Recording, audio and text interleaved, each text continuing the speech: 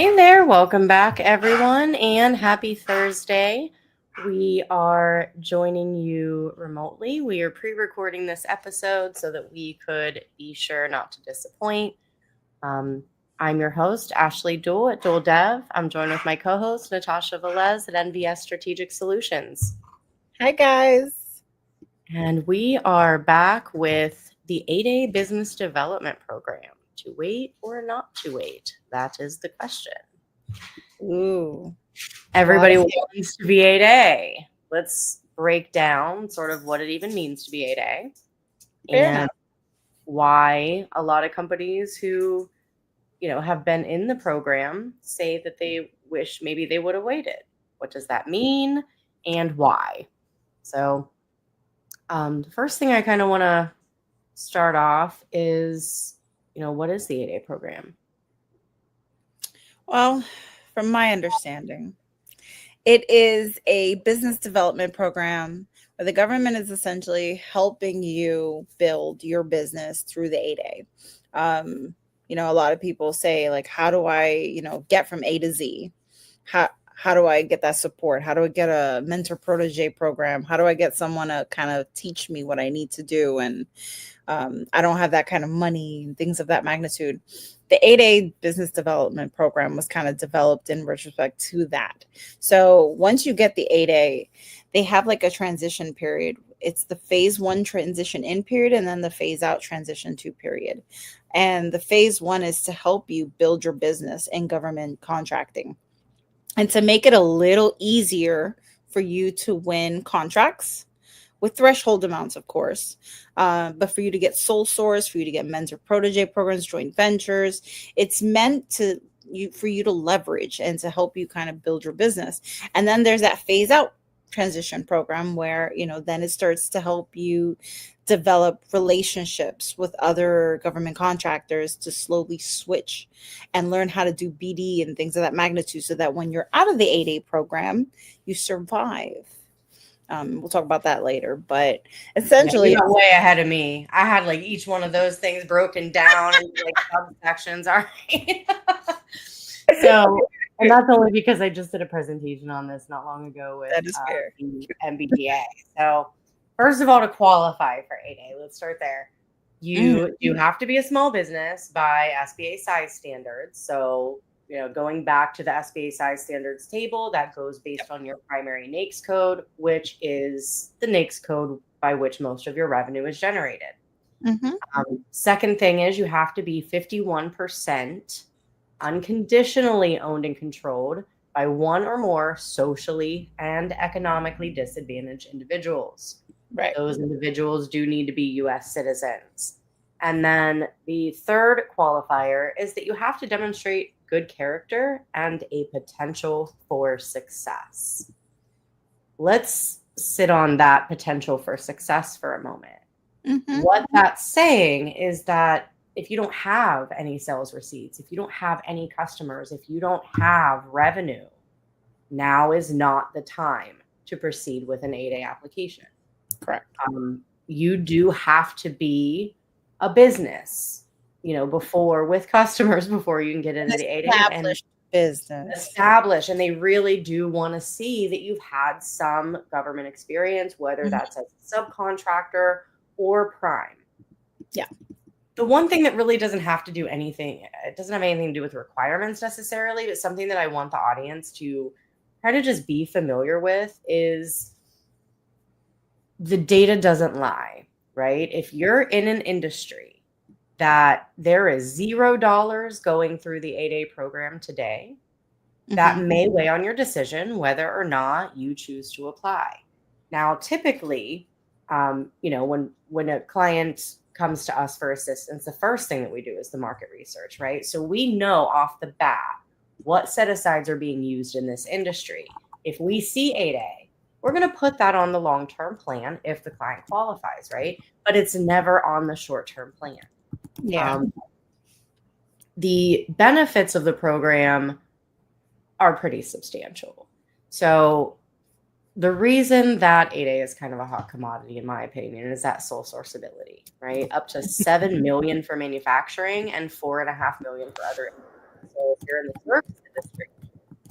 That's $4.5 million contract that could be sole sourced to you, meaning you don't have to compete for it. No bid contracts.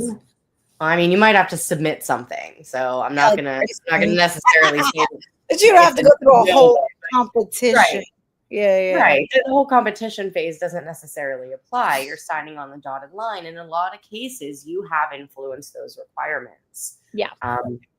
So in addition, obviously, you can compete for those set-aside contracts. So if you see it on SAM and it's 8A set-aside, that means it's already in the program. Mm-hmm. Now, I have had clients who have successfully gotten contracts that were not in the program, moved into the program by influencing that acquisition in the sources sought phase. So again, that means a contract that previously went full and open competition now is set aside for 8A because of some legwork in the capture phase, right? So that's one way and that goes kind of for all set asides, that's how you influence your market when you have them. You mentioned already mentor protege, SBA mentor protege program. You can form joint ventures as an 8A and the MPP, another added benefit. And then access to the business development side. So they do nurture you and provide you with additional support. There's free training. You have a free, sort of free ticket to what they used to call the 7J. What do they call it now? Is it Empower to Grow? It's Empower to Grow. Yeah, the 7J program. SBA, 7J. Yeah, mm-hmm. Okay. Like so business planning, training, counseling, all that stuff to help you. Yeah. And if you qualify, that's also, you kind of get into that ecosystem once you're approved. You did mention, and I'm going to skip ahead to address the phases that you mentioned. Yeah. And this is one thing that I have seen over and over in 15 years, right? The business gets into the 8A program. And never on the second phase. Right. That you get into the 8A program, right? By the time you are, utilizing all the resources, you're recertifying, you're kind of getting your footing and starting to work your capture process. Boom, you're on year 5. So there are the 2 phases that you spoke of earlier. The first is years 1 through 4. That's your developmental phase. Yep. That's exactly what it sounds like. Your developmental phase. Take advantage of those resources. Because years 5 to 9 are the transitional phase. That's when you're planning your exit strategy. Yep. So the OIG actually did an investigation, I think it was last year, on the 8A program and their findings. And I'm literally going to Reader's Digest this and paraphrase because it was extensive. Their findings, the most telling was that the SBA seemed to be focused more on qualification than on business development. And of course, they stayed neutral without agreeing to a whole lot. But since then, there has been additional resources that have been sort of implemented into the program in the developmental stage. So that way, you should not be reaching transition without even a contract. Yeah. And that's different. Like, I don't know about you. You've been in this industry for a while, but I'd say more than 5 years ago, the common complaint from 8A companies is that they didn't know how to get a contract after they were out of the 8A program. They had no idea. Yeah. So I think so everybody gets into the 8A program for that transition, for that development phase, right? It's your honeymoon phase. As with anything, it's a really nice phase because it's like, I'm getting all this money. You get a little spoiled because you're being spoon fed a little bit, and you forget how to do business development and work as hard as the rest. Because let's be real, the 8A really does increase your P wins like 20 to 40% compared to non-8As. So you have this leverage that a lot of people brag about, and they're like, "Oh, I'm winning all the time." It's like, you're winning 8. You have 8A. You're supposed to win. It's nice because you're winning. It's helping you grow. But the second part of that is that they don't focus a lot on the transitioning phase because Now that you've been spoon fed for so long, you're a little spoiled and you don't know how to feed yourself anymore. You forget, you might be a little out of touch. You've disappeared for 4 years from the game. You didn't work as hard as the rest of us. So you're supposed to start that transition period really with reacquainting yourself to the BD process, the capture process, and what's going to happen when you graduate, knowing that your sales are not going, your win rate's going to decrease by up to 40%. That's a huge impact to your business. So strategically, you need to spend the rest of those 5 years planning, and that's building the relationships that you're easily able to get now in this period. So you can reach out to other companies and they're using you for your 8A, you're using them for their past performance.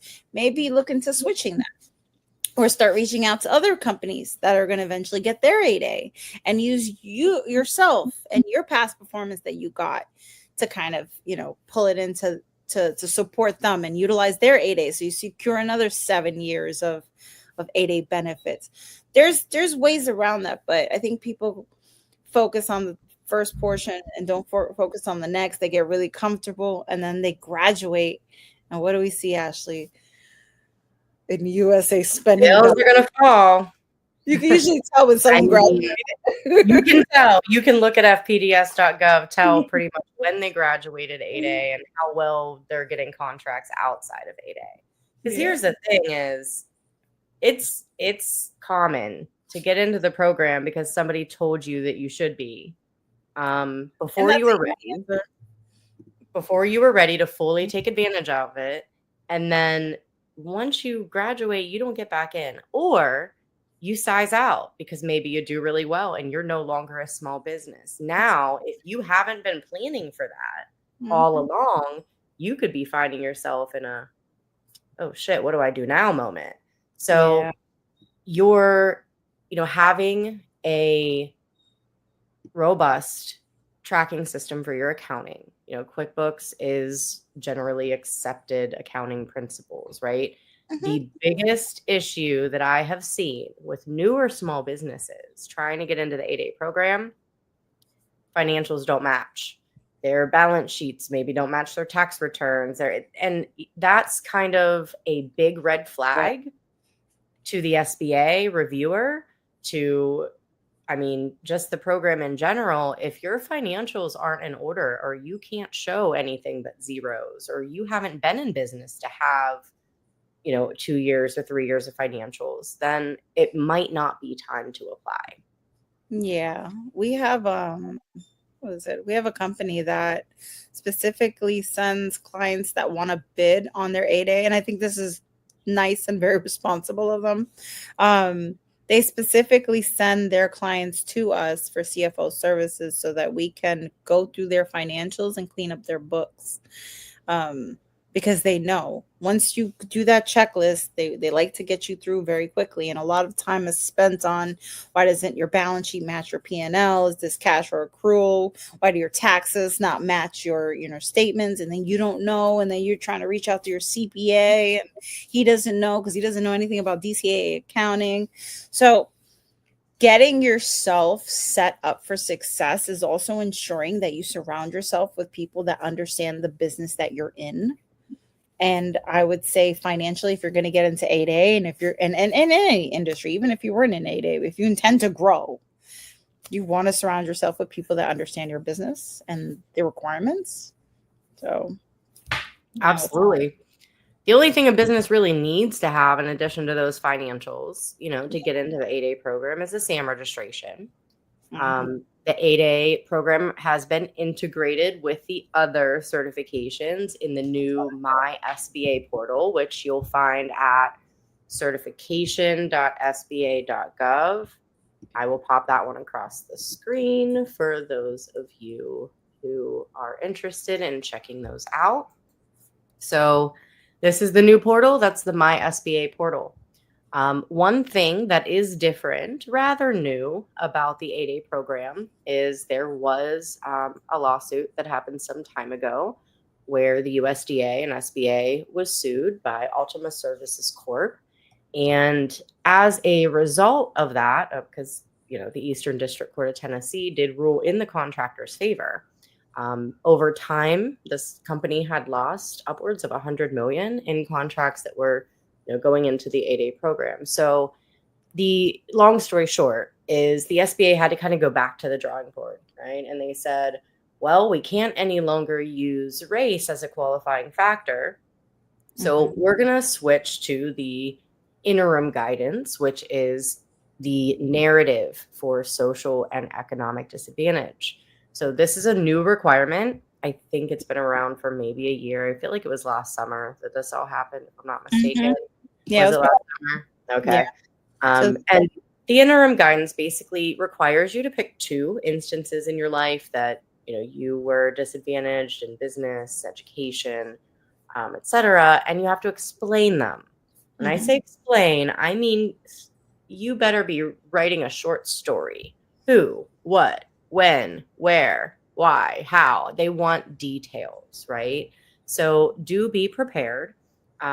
It's really, I hate to say this, but it's super easy for us ladies not to have at least 2 instances in our background where, we can call upon to provide the social disadvantage narrative.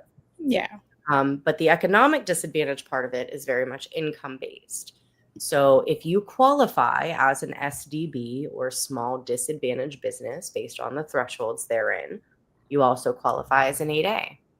One certification that I have found a lot of industries are capitalizing on, it's kind of, I'd call it a precursor to 8A, but it never really was taken into consideration by the federal government in the past. That's the DBE certification, the Disadvantaged Business Enterprise, managed by the Department of Transportation in every state. So if you qualify as a DBE and go through that process, there is now a question in SAM that asks you, have you been certified by a DOT as a DBE? And it'll ask you your state. So the federal government is taking that into consideration. Previously, it was really only looked at in highway, street, bridge construction and that type of industry. But now, I know at least South Carolina database is super hot. I haven't heard a lot about the Florida database, but I have clients in South Carolina who have gotten business just from existing in that database as a certified company. So, I've never heard that about an 8A who wasn't effectively working the process. So 8A is great, but it's not the end all be all if you're not ready for it, I think is the remember it's time based, so you only get, and granted, everyone's like, it's 9 years. Like, time goes fast. That goes fast. Time goes fast. It's like having kids. It's just like, where did the time go? So that's like the same thing. If you're not ready, you lose time. You're trying to build relationships. You're trying to win that work. You watch YouTube University and they told you people were just throwing contracts at you. And then, so for 3 years, people are not throwing contracts at you. And you're like, wait, what do I do? And you've wasted 3 years of your development phase. And now you're supposed to be transitioning and you haven't even won anything. So I've had people that have their 8A and won 1 contract in the whole time. Yeah, you're not using it appropriately if that's the case. That's for sure. Yeah, you don't know how to use it. And that's the thing. Like, sometimes you are given a good thing a little too soon and you don't know how to utilize it. And once you graduate, that's it. You can't get it again. So you want to be really smart with it. You want to be like, okay, I'm ready. I have like a clear list of my target agencies. They know who I am. I have past performance. I have 2 years of financials. I'm ready to go. You have a plan of what's going to happen and how you're going to build and utilize your 8A to work for you. And that's when you're ready. Yeah. And one strategy I will say as a new 8A, so let's say that you're joining us and you're newly certified in the program and you're like, oh my gosh, what do I do now? Well, yes, bidding is one thing. However, you are still, depending on your industry, going to run across some no-goes because of a lack of experience or cross performance, right? Yes. So I'll tell you one of the most foolproof strategies that nobody really thinks about, especially not in today's climate because everybody's so focused on middlemaning and not relationships.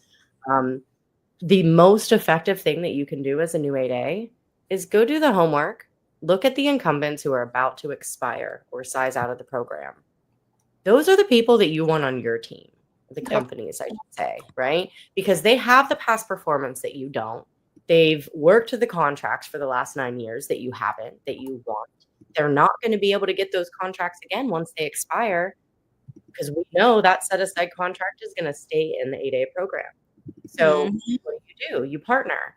Now, I wouldn't say, you signing an MPP agreement before you've worked a few projects together is the equivalent of jumping into bed on the first date. So I would never advise that.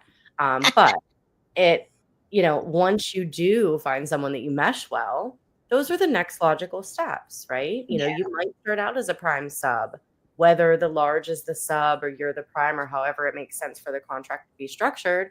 And then it might make sense to do MPP or JV, depending on, what are the gaps that you each respectively need to fill. Right. So I've heard a lot of companies who even have been around for a while, once they get into, the likes of the MPP program, for example, they're skyrocketing. I've had clients come out of MPP that are, CMMC certified, level 2. I've had them come out of MPP with DCA compliant accounting systems. So it's kind of like a trade-off. The large helping you develop your business, and you are essentially, I don't want to say lending is the wrong word, but they are able to take advantage of your. Hey, it's a win-win. It's a win-win. It's a win-win for everyone. Advantage of your certification. You're helping them win sales, and you don't have to pay them for what you're learning. The years and years and years of dedication and experience that these primes have acquired in their time as an 8A, you're pulling that information from them. So you're getting free information and they're getting your set aside. That's how you pay them. So it's just transactional, honestly. And honestly, I find that that's probably a huge benefit because you're sitting there and you're thinking to yourself, how do I price? How do I do this? How do I do that? You're cutting corners. You're going to learn. You have a mentor. Who doesn't want a mentor? Everybody wants a consultant. You have to have someone to help you and guide you. These companies, they can go as far as teaching you their operational infrastructure. They give you their subject matter expertise. Sometimes they give you resourcing, especially proposal development. Yeah, proposal development, resources, back-end resources that you don't have and can't afford. They provide it because they want you to succeed. It's beneficial to them that you succeed. So they want you to succeed so they can keep using your 8A. And you want to succeed because you want to grow and become. I don't think the government doesn't incentivize them either, because they do. It does. They get incentivized as well. So it's not just, they are pouring into you, but yeah, it's a win-win for everybody. The government is increasing the industrial base. The prime is capitalizing on your 8A contracts that they never would have been able to bid on themselves. And then you are hyper developing your business to the point where you will be a suitable prime one day on those contracts. So definitely, if you're interested in the program, the rules of the program are governed by the ECFR, the Code of Federal Regulations. I like to type in, when I'm looking for these, ECFR and then the program of interest, rather than just Googling 8A, because you'll get everybody under the sun trying to charge you $5,000, $10,000 for your application. You do not need all that. You do not need that. Please don't. No, you do not need that. There is no reason to pay that much money for this process. A lot of the stuff you're going to be providing anyway. So if you do need some guidance or have questions, you're always more than welcome to reach out to us. But I would not be paying. Okay, reach out to me. I would not be paying any high ticket prices for an 8A application. Just saying. She does not to cramp on anybody's game, but I mean, here's the thing is, just like mowing our lawn or washing our dishes or cleaning our house or doing our eyelashes. We're going to either do it ourselves Well, or personally, we're going to hire someone to do it for us, right? I hire people to clean. I hire people to do my lashes because I think time is money. Time is money, right? So if it's guidance that you need, absolutely. But here's the thing is, even though you're going to pay somebody, if you paid them to do it for you, guess who's going to have to supply all the stuff that they need to submit? You. I know. So how much time are you really saving, right? We help with document reviews. If you're worried about compliance, you want assistance putting your package together, absolutely, I can help you with that. But when it comes to a stupid amount of thousands of dollars for a submission, it's not worth it at the end of the day. So it's still going to cost you time, whether you hire someone or not, but just know what your options are. And if you haven't done your market research, that's where you're going to go to perform viability, right? You're going to test the viability of the certification in your market based on what you do. Mm-hmm. If you qualify for 8A and you're still trying to figure out what it is that you want to do, that's a great way to reverse engineer your strategy. Look at what industries are active in the 8A program. Look at where the government, follow the money. I can't say that enough. Follow the money. That's what it's about. That's a good one. So I would love to be able to answer your questions live today, guys, but unfortunately we're pre-recorded. So what I'll ask you to do is drop your questions in the comments, and I will certainly be watching all through the weekend, and I will get back to your questions in the comment section of the episode. Natasha, do you have any final thoughts for this evening? Yes. I don't want it always to be all doom and gloom on here. I just want you guys to be conscientious that this is your business. And sometimes you get multiple shots in things, but some things you only get one shot at. And 8A is such a great program to be a part of. So make sure you're ready. Don't just run into it and because someone told you. People don't know you. They don't know your business. They're going to tell you whatever they want to, especially if they got a price tag at the end of that request. Really think to yourself, like when you start a business, everyone's like, just start a business. Write a business plan. Have a plan. Well, this is what that is. This is what that portion is. It's that growth. It's help yourself be successful in life. So you set up your business plan. Well, the same with that is your 8A plan. In those 9 years, how are you going to grow? Not, I don't know, or, they're just going to give me contracts. It sounds too good to be true, probably is. Question it, plan, develop, build relationships, get the best out of the best 9 years you can out of that, because it literally could be life-changing for you and your business. Very right. Very, very good advice. Then you'll fail before you start. I've actually been involved in at least a dozen of those 8A business plan development. Mm-hmm. And even just what's required in answering those questions, you better know what agencies buy what you sell. You better know what you're selling, and you better have a track record of selling it. Yes. If you don't, 8A is a good thing to have as a goal, and then spend the interim time meeting the requirements to help you achieve that goal.